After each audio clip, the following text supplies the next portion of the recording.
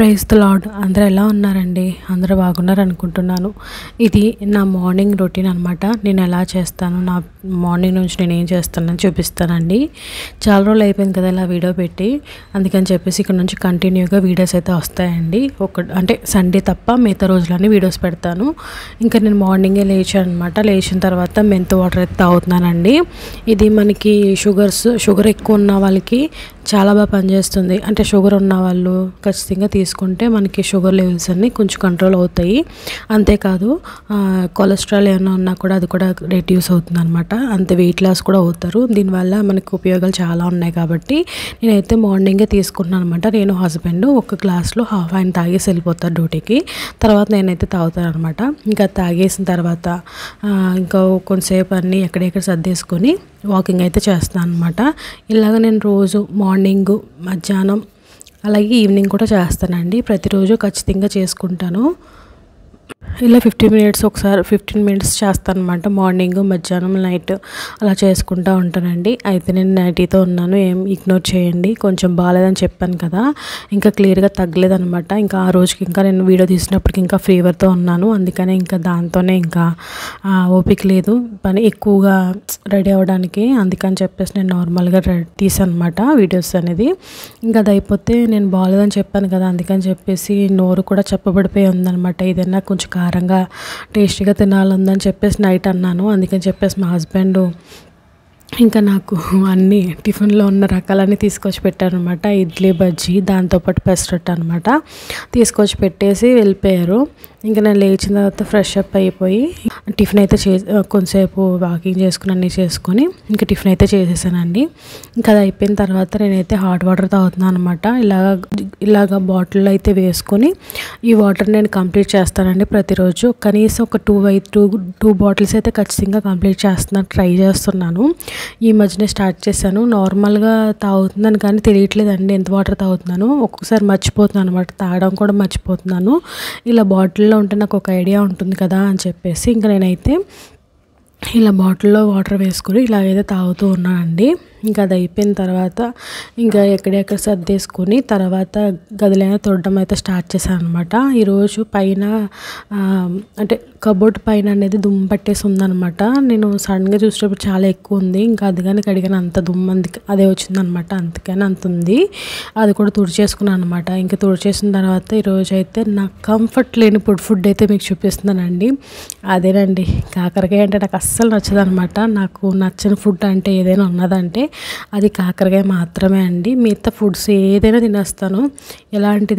ఎలాంటి పొట్లకాయ కానీ ఏదైనా కానీ తింటాను, కానీ కాకరకాయ అంటే మాత్రం అస్సలు తినండి. నాకు అంత ఎలర్జీలా అనిపిస్తుంది నాకైతే. కానీ తినాలి కదా అని చెప్పేసి పెళ్ళైన తర్వాత కూడా ఇదే ఫస్ట్ టైం అనమాట మా హస్బెండ్ తీసుకొచ్చారు. అంటే మా హస్బెండ్ తింటారు, నేనైతే తినను.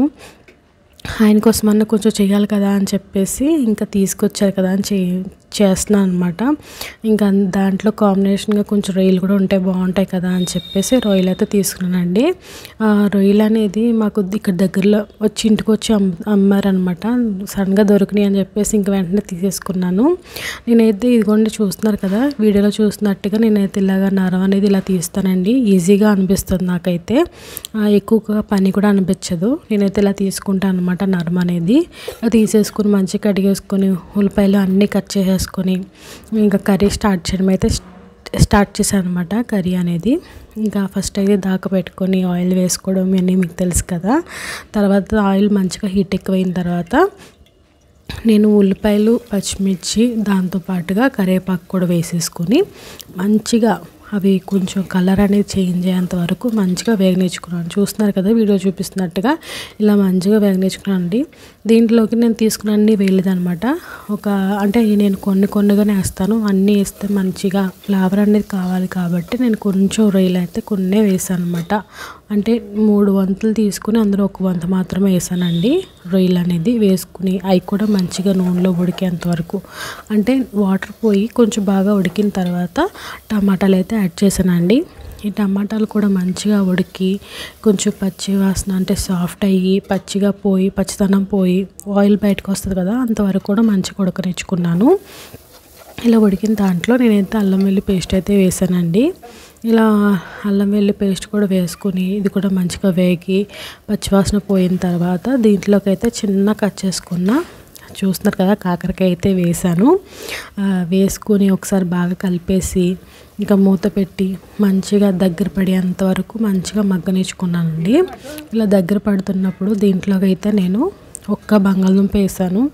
ఎందుకంటే కొంచెమన్నా చేదు తగ్గుతుందేమో అని ఒక చిన్న ఆశ అనమాట.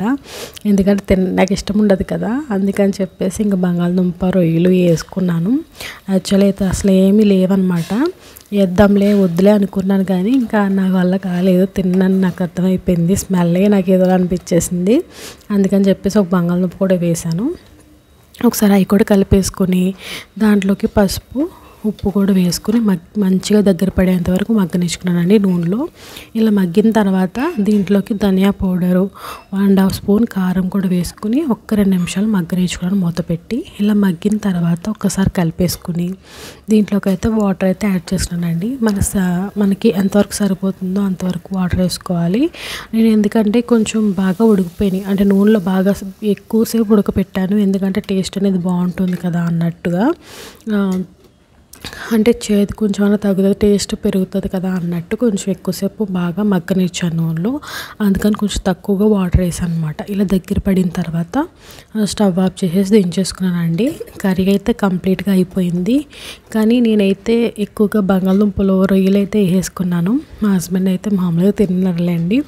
నేనైతే కంఫర్ట్ లేని ఫుడ్ అని చెప్పాను కదా, అయితే తిన్నాను కానీ అంత ఇష్టంగా తినలేదు.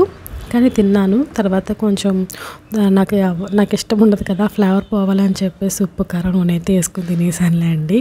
అది వేరే విషయం. కర్రీ అయితే మా హస్బెండ్ చెప్పారు చాలా బాగా వచ్చిందంట. ఒకసారి మీరు కూడా ట్రై చేయండి.